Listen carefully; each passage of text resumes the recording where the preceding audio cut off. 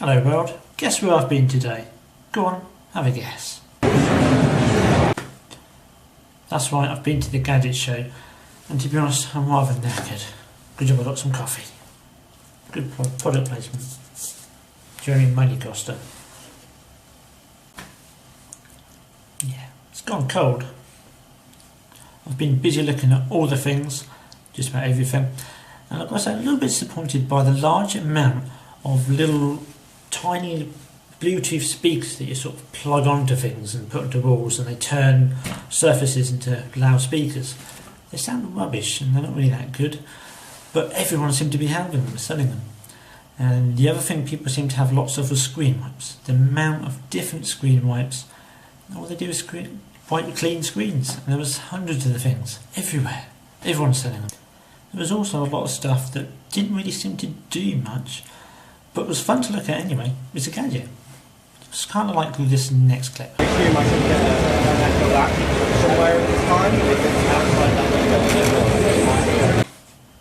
time. Don't get me wrong, I found it fascinating, but what actually did it do? Nobody seemed to quite explain that. The other thing that something did do, but was actually still pointless, was these funny little ear things that move about. Do you want to see a clip of that? Next. And what it's going to do is react to how you're feeling. So if you're interested in stuff around you, then do the really highly focused, really alert on something. You'll go straight up, like now. Now you're listening to what I'm saying, you're really alert. You're trying to absorb it. They're $59.99, it's a shoe special. So they were $59.99, but for that price, how often would you really use them? It does seem like something you could walk around in the high street with. And I was saying that a lot of people walk around in the high street with a camera in their face. So, right, not many people do walk around the high street with a camera in their face. Strange thing is, even though they're £60 and I can never see a point in them, strangely I feel compelled to buy one. And if you excuse the jumpy brightness levels, another common theme that seemed to be appearing was 3D printing. Very popular. These are the smaller ones, obviously these ones are the smallest ones, and then there's one over there that's about £2,500. Wait, did you say £2,500? That's almost affordable.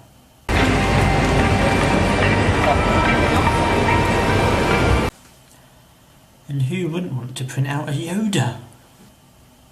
Another popular thing that seemed to be appearing was little mini projectors that plug onto their phone. I'm not quite sure why anyone would want one of those, but it might be kind of handy for presentations. I was quite surprised for such a small little device that just plugs onto the phone with a little tiny battery.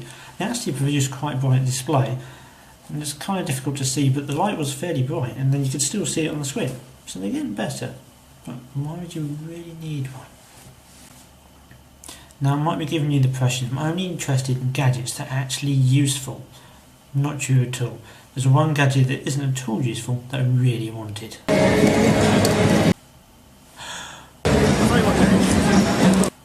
That's right, little glowy balls that roll around.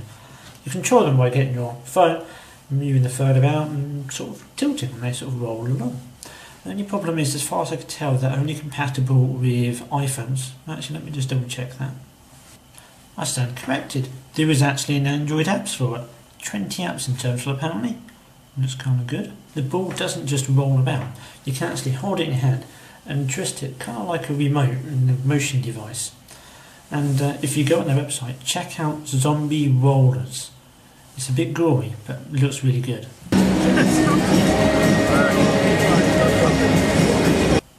Personally, if I bought one, I think I'd probably use it for the rolling more than anything else. And it'd be really cool trying to get the dogs or the cat to chase around after it. I think that's probably the most useful thing for it, especially if you build an obstacle course as well.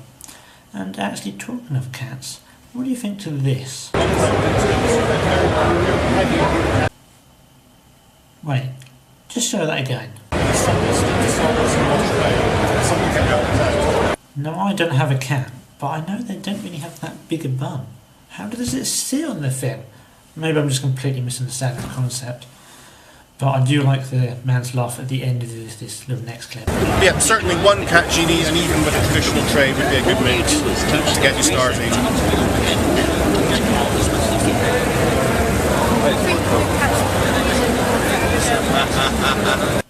The laugh summed up my thoughts.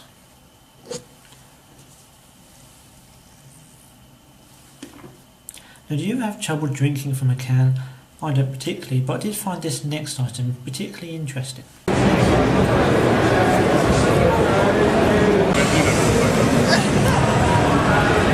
that again.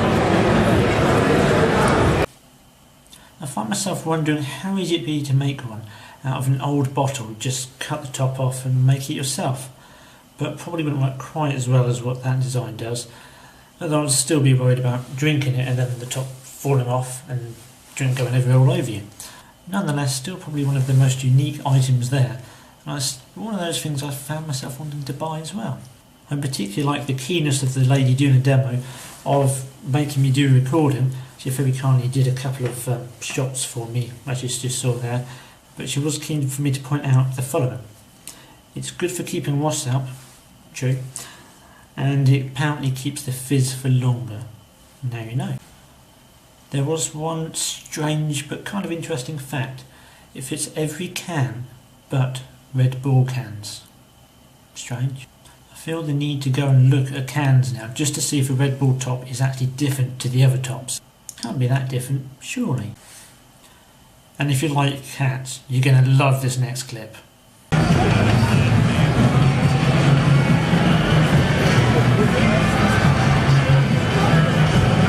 Seriously, who doesn't love dancing cats? And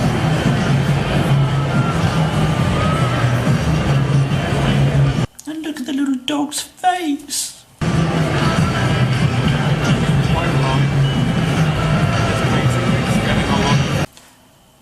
I could honestly watch that video all day long.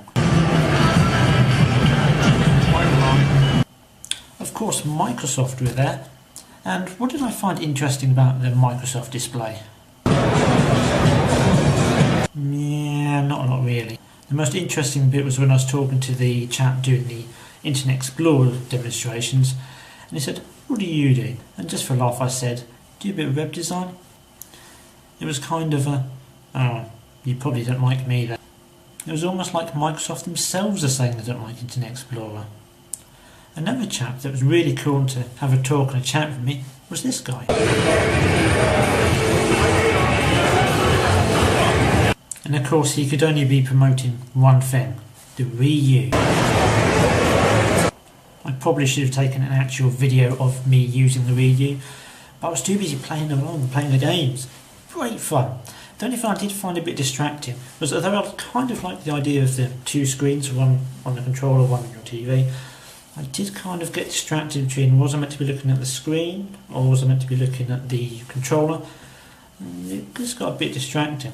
But the concept was quite good anyway. It must have been good because I did spend a long time playing on the games. Surprisingly, that's about it from today's blog. Tomorrow I've set myself a bit of a challenge to actually record myself actually at the Gadget Show rather than doing it after like I am now. I did actually try to do a little bit of recording when I was there today. Like this. Oh yeah. I think I'm actually getting quite better. I'm talking a lot more and I'm not doing quite so many cuts as I was before. Still doing quite a few though and finding it difficult to keep talking without stopping. And there we go again, I've stopped again. Does anyone else find that really difficult to keep talking on the camera without stopping? I do. Right, that's it. That'll do for today. I'm off to go to some sleep. I might have to have woke myself up with some coffee. There's logic in there somewhere. Yeah, it's really cold now.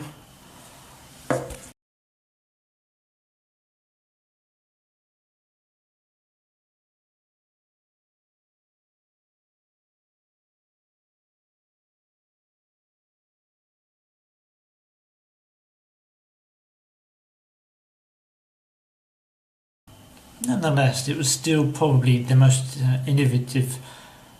If I can pronounce that word. Nonetheless, it was still probably the most unique and innovative. nonetheless, it was still